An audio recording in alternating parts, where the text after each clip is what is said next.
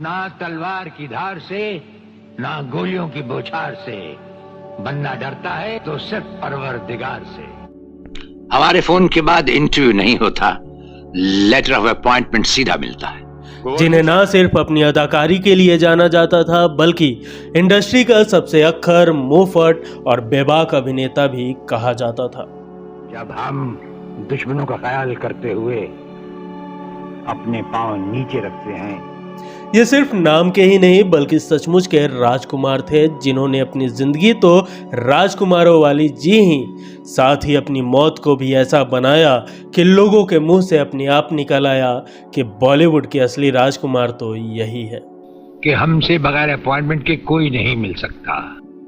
ये उन बादशाहों में थे जिन पर किसी भी दौर का असर नहीं हुआ। हम उन बादशाहों में से हैं जिन पर किसी भी दौर का असर नहीं होता। जब सफेद जूते पहने पर्दे पर इनकी एंट्री होती तो सिर्फ जूते को देखकर ही दर्शक अपनी कुर्सी से उठ खड़े होते और पूरा थिएटर तालियों की आवाज से गूंज उठता। हम अपने हुक्म के खुद मालिक हैं। लेकिन क्या आप मानेंगे कि पुलिस इंस्पेक्टर से सुपरस्टार बने राजकुमार की फिल्म हिट हो या फ्लॉप, यह हर फिल्म के बाद अपनी फीस बढ़ा दिया करते थे। एक पुलिस इंस्पेक्टर जिसे फिल्मों में आने का कोई शौक नहीं था, वो कैसे बन गया इतना बड़ा सुपरस्टार? हमको मिटा सके ये जमाने में दम नहीं। आखिर क्यों हर सुपरस्टार राजकुमार के साथ काम करने से डरता था? क्यों बड़े से बड़े स्टार को भी सबके सामने जलील कर दिया करते थे राजकुमार? हम तुम्हें मारेंगे और जरूर मारेंगे, लेकिन वो बंदूक भी हमारी होगी, गोली भी हमारी होगी और वक्त भी हमारा होगा। राज कपूर, धर्मेंद्र, अमिताभ बच्चन से लेकर सलमान खान तक कैसे ये सब हुए राजकुमार के गुस्से का शिकार? क्या आप मानेंगे कि इतने बेबाक और अक्खर कलाकार होने के बावजूद आशिक मिजाज भी थे राजकुमार? क्या है हेमा मालिनी का हाथ पकड़ने का किस्सा? क्यों अपना आपा खोकर राजकुमार का कॉलर पकड़ लिए थे धर्मेंद्र? राज कपूर ने क्यों इन्हें सबके सामने कहा था हत्यारा? क्या है इनके शादी का वो दिलचस्प किस्सा?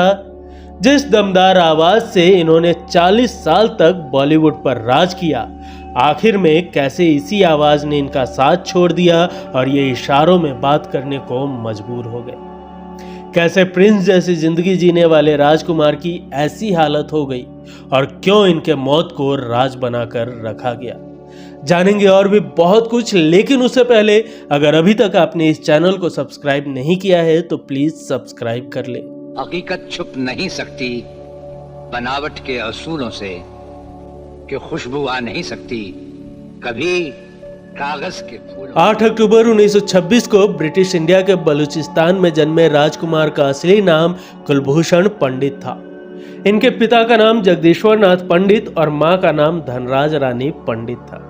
इनके 2 भाई और 5 बहनें थीं। कश्मीरी पंडित होने के साथ साथ राजकुमार वेल एजुकेटेड फैमिली से बिलोंग करते थे।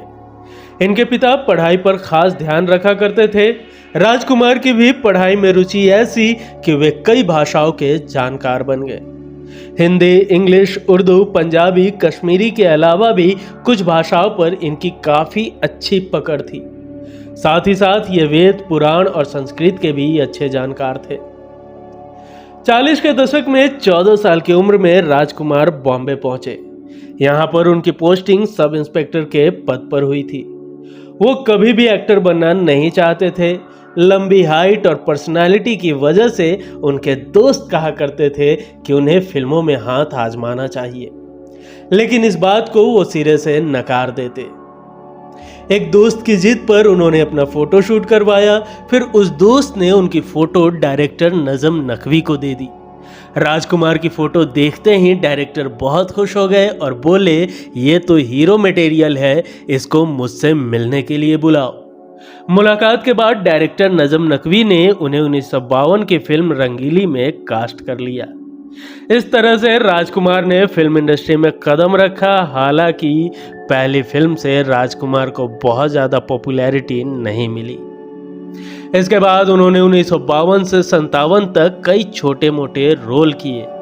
इस बीच उन्होंने अनमोल, सहारा, अवसर, घमंड, नीलमणि और कृष्ण सुदामा जैसी कई फिल्मों में अभिनय किया, लेकिन इनमें से कोई भी फिल्म बॉक्स ऑफिस पर सफल नहीं हुई।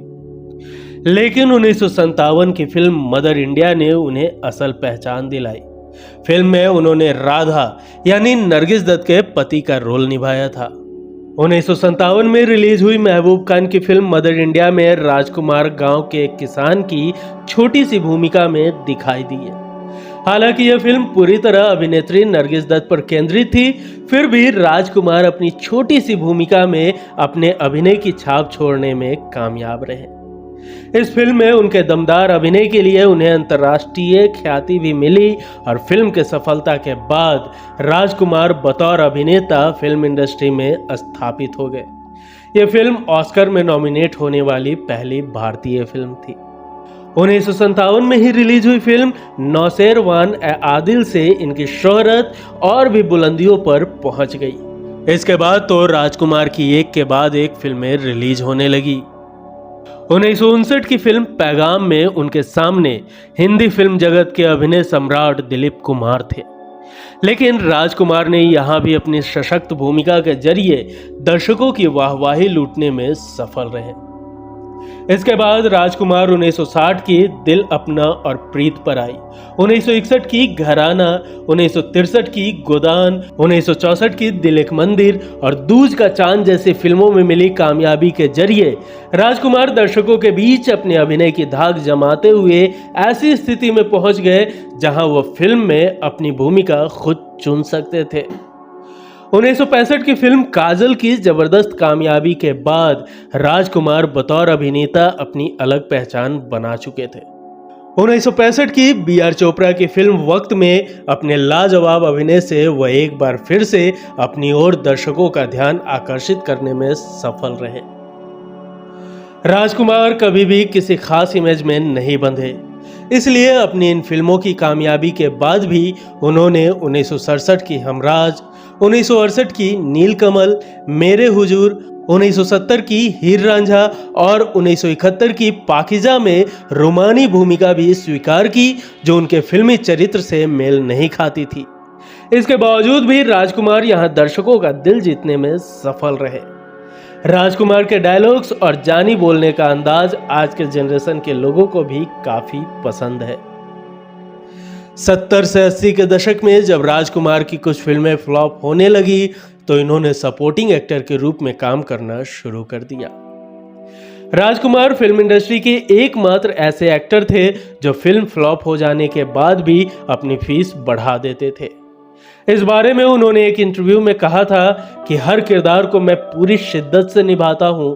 फिल्में फ्लॉप हो सकती है लेकिन हम नहीं, हमारे काम में शायद कोई कमी नहीं रहती। खादी के कपड़े पहनने से और टोपी लगा लेने से कोई महात्मा गांधी नहीं बन जाता। पहली बार 1958 की फिल्म पैगाम में राजकुमार ने दिलीप कुमार के साथ स्क्रीन शेयर किया था। फिल्म में राजकुमार ने बड़े भाई और दिलीप कुमार ने छोटे भाई का किरदार निभाया। एक सीन में राजकुमार को दिलीप कुमार को थप्पड़ मारना था। शूटिंग के दौरान राजकुमार ने उन्हें जोरदार थप्पड़ मार दिया। दिलीप कुमार को लगा कि उन्होंने जानबूझकर ऐसा किया। इस बात से दोनों का रिश्ता इतना बिगड़ गया कि उन्होंने 33 साल तक किसी फिल्म में साथ काम नहीं किया। 33 साल बाद दोनों ने फिल्म सौदागर में काम किया। दोनों को फिर से साथ लाने का क्रेडिट सुभाष घई को दिया जाता है। दरअसल सौदागर की स्क्रिप्ट जब सुभाष घई ने दिलीप कुमार को सुनाई तो उन्हें बहुत पसंद आई, लेकिन जब उन्हें पता चला कि फिल्म में राजकुमार भी हैं तो उन्होंने सुभाष से कहा, शूटिंग के दौरान राजकुमार को संभालने की जिम्मेदारी आपको ही लेनी पड़ेगी। फिर जब सुभाष घई ने इसकी कहानी राजकुमार को सुनाई तो स्क्रिप्ट उन्हें भी पसंद आई। वहीं जब ये बात उन्हें पता चली कि दिलीप कुमार इस फिल्म का हिस्सा है तो वो बहुत खुश हुए। साथ ही उन्होंने ये भी कहा, जानी मैं इस इंडस्ट्री में अपने बाद किसी को बेहतर मानता हूँ तो वो सिर्फ दिलीप कुमार ही है। राजकुमार के बेबाकी का किस्सा सुनाने से पहले एक नज़र इनकी आशिक मिजाजी पर। 1971 की फिल्म लाल पत्थर में राजकुमार ने हेमा मालिनी के साथ काम किया था। डायरेक्टर एफसी मेहरा ने इस फिल्म में पहले हीरोइन के रोल के लिए वैजंती माला को कास्ट किया था। शुरुआत से ही राजकुमार चाहते थे कि वैजंती माला की जगह हेमा मालिनी हीरोइन हो। उनकी जिद की वजह से इस रोल के लिए डायरेक्टर ने हेमा मालिनी को अप्रोच किया, लेकिन उन्होंने मना कर दिया। फिर राजकुमार ने उन्हें काम करने के लिए राजी किया। शूटिंग के दौरान राजकुमार उन्हें बेइंतहा पसंद करने लगे थे। हेमा मालिनी भी उनके यूनिक अंदाज को पसंद करती थी। शूटिंग के बाद भी वो साथ में अधिक वक्त बिताते। फिल्म की पूरी शूटिंग खत्म हो जाने के बाद जब राजकुमार ने उन्हें प्रपोज किया, तब उन्होंने मना कर दिया। इस बात से राजकुमार को बहुत दुख पहुंचा। फिल्म इंडस्ट्री में मीना कुमारी के बहुत चाहने वाले थे। इस लिस्ट में राजकुमार का नाम भी शामिल है। दोनों ने फिल्म पाकीजा में काम किया था। राजकुमार उनकी खूबसूरती के इस कदर दीवाने थे कि शूटिंग के दौरान जब वो मीना कुमारी को देखते तो अपना डायलॉग भी भूल जाया करते थे। या यूं कहे तो राजकुमार मीना कुमारी को देखने के लिए जानबूझकर ऐसा किया करते थे। एक दो बार फिल्म के डायरेक्टर और मीना कुमारी के पति कमाल अमरोही ने उन्हें मीना कुमारी को निहारते हुए देख लिया। इस बात से वो बहुत चिढ़ गए थे, जिस वजह से उन्होंने पाकीजा के बाद किसी दूसरी फिल्म में राजकुमार को कास्ट नहीं किया। दोनों का प्यार जब मुकम्मल नहीं हुआ तब राजकुमार ने जेनिफर से शादी की थी। राजकुमार की शादी भी बड़े कमाल तरीके से हुई। राजकुमार की मुलाकात एक बार एक फ्लाइट के दौरान एक एयर होस्टेस से हुई जिसका नाम जेनिफर था। यह एक एंग्लो इंडियन लड़की थी। पहले दोस्ती, फिर प्यार, उसके बाद जीवन भर का साथ। शादी के बाद जेनिफर ने अपना नाम गायत्री रख लिया। शादी से उन्हें 2 बेटे पुरु राजकुमार, पाणिनि राजकुमार और एक बेटी वास्तविकता पंडित है। राजकुमार खुद कहते थे कि उनकी बहुत सारी गर्लफ्रेंड्स रह चुकी है, लेकिन क्या आप मानेंगे कि राजकुमार ने अपनी पूरी जिंदगी में कभी किसी को ना आई लव यू कहा और ना ही कभी घुटने पर बैठकर प्रपोज किया। यहाँ तक कि उन्होंने कभी पर्दे पर इसकी एक्टिंग भी नहीं की। राजकुमार कहते थे कि आई लव यू कहना किसी का फायदा उठाना है, सच्चा प्यार कभी इसका मोहताज नहीं होता। 1987 में गोविंदा ने पहली बार राजकुमार के साथ फिल्म मरते दम तक में स्क्रीन शेयर किया था। 1989 में फिल्म जंगबाज में दोनों फिर साथ नजर आए। जंगबाज की शूटिंग के दौरान एक डांस का सीक्वेंस था। इस सीक्वेंस के शॉट के बाद राजकुमार ने गोविंदा के डांस की तारीफ की। इस बात से गोविंदा गदगद हो गए, लेकिन अगले ही पल उन्होंने ये कह दिया, गोविंदा कभी हीरोइंस को भी डांस करने दिया करो, खुद ही पूरा नाच लेते हो। इस कमेंट के बाद गोविंदा समझ ही नहीं पाए कि राजकुमार उनकी तारीफ कर रहे हैं या खिंचाई। इसी फिल्म का एक और किस्सा है। शूटिंग के दौरान एक दिन राजकुमार ने गोविंदा के शर्ट की तारीफ कर दी। इस बात से गोविंदा बहुत खुश हो गए। इसके बाद वो तुरंत ड्रेसिंग रूम में गए और कपड़े बदलकर बाहर आकर पूरे सम्मान के साथ वो शर्ट राजकुमार को भेंट कर दी। एक दिन राजकुमार कपड़े से अपनी नाक साफ कर रहे थे। जब गोविंदा की नजर उन पर पड़ी तो वो हैरान रह गए। दरअसल राजकुमार जिस कपड़े से अपनी नाक साफ कर रहे थे वो कपड़ा उसी शर्ट का था जो गोविंदा ने उन्हें भेंट की थी। ये देखकर गोविंदा को बहुत बुरा लगा। रामानंद सागर और राजकुमार बहुत अच्छे दोस्त थे। एक बार रामानंद सागर फिल्म आंखें की स्क्रिप्ट लेकर राजकुमार के घर गए। फिल्म की कहानी सुनाने के बाद उन्होंने कहा कि वो अपनी फिल्म में उन्हें बतौर हीरो कास्ट करना चाहते हैं। तभी राजकुमार ने अपने पालतू कुत्ते को अपने पास बुलाया और पूछा, क्या तुम इस फिल्म में काम करोगे? जब कुत्ते ने कोई हरकत नहीं की तो उन्होंने रामानंद सागर से कहा, जब ये रोल मेरा कुत्ता करने को तैयार नहीं तो भला मैं इस रोल के लिए कैसे हाँ कर दूं? उनकी ये बात सुनकर रामानंद सागर को बहुत बुरा लगा और वो बिना कुछ कहे उनके घर से चले गए।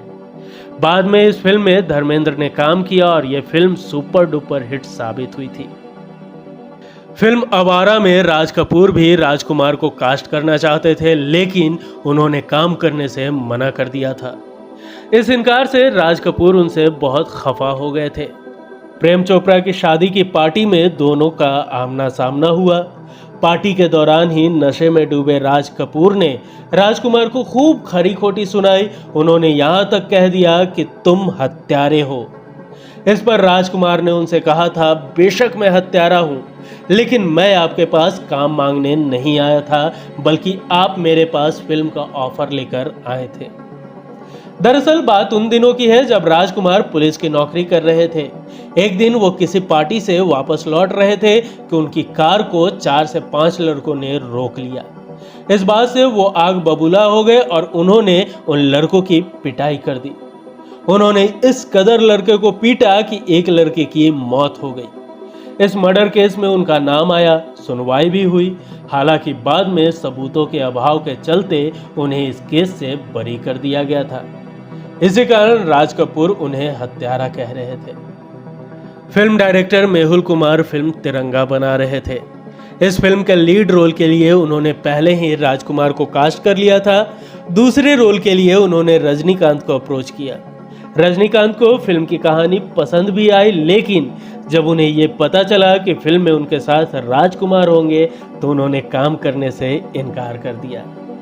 बाद में नसरुद्दीन शाह ने भी यही जवाब देकर काम करने से मना कर दिया कि फिल्म में राजकुमार है। फिर मेहुल कुमार ने इस फिल्म के लिए नाना पाटेकर को अप्रोच किया। उन्हें भी फिल्म की कहानी बहुत पसंद आई, लेकिन जब उन्हें पता चला कि राजकुमार भी इसका हिस्सा है तो वो घबरा गए। उन्होंने मेहुल कुमार से कहा, अगर शूटिंग के दौरान राजकुमार दखल अंदाजी करेंगे तो मैं फिल्म बीच में ही छोड़कर चला आऊंगा।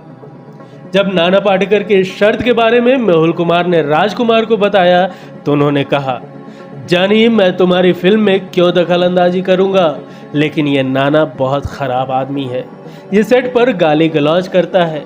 खैर तुम्हारी फिल्म है, जो सही लगे वो करो। सेट पर शुरुआत में राजकुमार और नाना पाटेकर कम ही बात किया करते थे, लेकिन जब पीले पीले गाने की शूटिंग हुई तो उसके बाद इनके बीच अच्छी बॉन्डिंग हो गई। लोग राजकुमार की बहुत इज्जत करते थे और उन्हें पलटकर जवाब देना सही नहीं समझते थे। लेकिन एक बार धर्मेंद्र अपना आपा खो बैठे और राजकुमार संग उनकी जमकर लड़ाई हो गई थी। दरअसल राजकुमार और धर्मेंद्र ने साल 1965 की फिल्म काजल में साथ काम किया। उस समय धर्मेंद्र अपनी हट्टी कट्टी बॉडी के लिए जाने जाते थे। मीडिया रिपोर्ट्स के मुताबिक राजकुमार ने धर्मेंद्र की बॉडी पर कमेंट कर दिया। राजकुमार ने डायरेक्टर राज महेश्वरी से कहा कि आपको फिल्म के लिए एक्टर चाहिए या पहलवान। इस बात से धर्मेंद्र को बहुत गुस्सा आया, लेकिन उन्होंने कुछ नहीं कहा। राजकुमार इतने में भी नहीं माने। इसके बाद उन्होंने धर्मेंद्र को बंदर कह दिया और हंसने लगे। इस बार धर्मेंद्र अपने आपे से बाहर हो गए और उन्होंने राजकुमार का कॉलर पकड़ लिया। अगर उस समय वहां मौजूद लोग दोनों के बीच नहीं आते तो बात बहुत आगे तक बढ़ सकती थी। रिपोर्ट्स के मुताबिक राजकुमार सेट से बाहर चले गए थे और उन्होंने शूट करने से मना कर दिया था। बहुत मनाने के बाद दोनों एक्टर्स शूट करने को तैयार हुए और फिल्म की शूटिंग पूरी की गई। किस्सा है कि सलमान खान की फिल्म मैंने प्यार किया के सुपरहिट होने पर एक सक्सेस पार्टी रखी गई। इस पार्टी में राजकुमार साहब को भी बुलाया गया।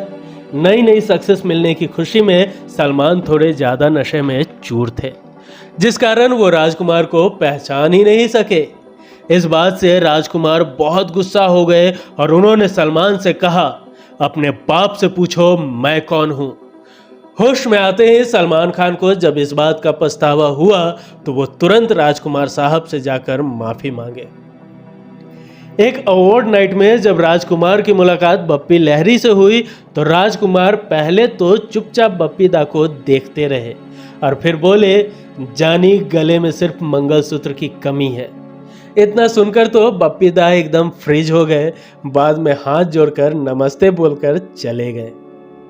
राजकुमार साहब के सिर पर बाल नहीं थे, जिस कारण वो हमेशा विग पहना करते थे। एक दिन एक फिल्म की शूटिंग के दौरान किसी ने उनका विग चुरा लिया। इस कारण वो अपने कमरे से तब तक नहीं निकले जब तक उन्हें दूसरा विग नहीं दिया गया। दोस्तों, ये तो हम सबको मालूम है कि फिल्म जंजीर अमिताभ बच्चन के करियर के लिए मील का पत्थर साबित हुई। लेकिन आपको बता दूं कि पहले यह फिल्म राजकुमार साहब को ऑफर हुई थी। इस फिल्म को रिजेक्ट करने का तरीका भी उनका गजब का ही था। उन्होंने फिल्म के डायरेक्टर प्रकाश मेहरा से कहा, जानी ये फिल्म तो मैं कर लूं, लेकिन अपने बालों में ये जो तुम चमेली का तेल लगाते हो उसकी खुशबू मुझे पसंद नहीं है। और उन्होंने इसी कारण फिल्म को ना कह दिया। दोस्तों, राजकुमार साहब जितने बेबाक और अक्खर खुद को दिखाया करते थे, असल में वो उतने थे नहीं। दरअसल राजकुमार साहब को चापलूसी और इंडस्ट्री में फैला नकलीपना बिल्कुल पसंद नहीं था। इसी कारण इंडस्ट्री में उनके मात्र चंद दोस्त ही बने, जिसमें से एक थे देवानंद साहब के भाई चेतन आनंद। राजकुमार साहब को किताब पढ़ना और प्रकृति को निहारना बेहद पसंद था। राजकुमार साहब ऐसे कलाकार थे जिन्हें लोग उनकी एक्टिंग से ज्यादा उनकी डायलॉग डिलीवरी के लिए पसंद करते थे। लेकिन आखिरी समय में उनकी यही आवाज उनसे दूर हो गई थी। दरअसल उन्हें गले का कैंसर हो गया था, जिस वजह से उनकी आवाज पूरी तरह से चली गई थी। उनके बहुत पास जाकर ही कोई सुन पाता था कि वो क्या कह रहे हैं। 1996 में उनकी आखिरी फिल्म गॉड एंड सन आई थी, जिसके बाद उन्हें शायद ही किसी ने देखा हो। ऐसा लगा जैसे राजकुमार अचानक कहीं गायब हो गए। किसी को भी उनके बारे में कुछ मालूम नहीं था। फिर आई वो मनहूस तारीख, 3 जुलाई 1996, दिन बुधवार। शाम को खबर आई कि हिंदी सिनेमा के दिग्गज कलाकार राजकुमार इस दुनिया में नहीं रहे और उनका अंतिम संस्कार भी हो गया है। इस खबर से हर कोई हैरान रह गया। किसी को कानों कान खबर नहीं हुई कि उनकी मौत हो गई। लिहाजा इंडस्ट्री से कोई भी उनके अंतिम संस्कार में शामिल नहीं हो सका। मौत के कुछ दिनों बाद उनके बेटे पुरु राजकुमार मीडिया के सामने आए। उन्होंने बताया कि पिछले 2 साल से राजकुमार बीमार चल रहे थे। उन्हें थ्रोट कैंसर था। वो नहीं चाहते थे कि उनके फैंस को इस बात की जानकारी हो कि वो बीमार हैं। वो नहीं चाहते थे कि उनकी मौत पर किसी तरह का कोई भी तमाशा हो। यही वजह थी कि ये बात इंडस्ट्री में भी किसी को पता नहीं थी। इसी तरह राजकुमार ने ताउम्र अपनी शर्तों पर जिंदगी जी। दोस्तों, राजकुमार साहब के इतने किस्से हैं कि हमारे लिए एक एपिसोड में सभी को बताना नामुमकिन ही है। अगर इस एपिसोड को आप सभी का स्नेह मिला तो आपके प्यार के साथ राजकुमार साहब के किस्सों की पोटली से भरा कुछ और एपिसोड आपके साथ साझा करने की जरूर कोशिश करूंगा। आपकी क्या राय है हमें कमेंट कर जरूर बताएं। राजकुमार साहब का कौन सा डायलॉग आपको बेहद पसंद है हमें जरूर बताएं। वीडियो पसंद आई हो तो एक लाइक जरूर करें। मिलेंगे अगले एपिसोड में फिर किसी दिलचस्प किस्सों के साथ। तब तक के लिए नमस्कार।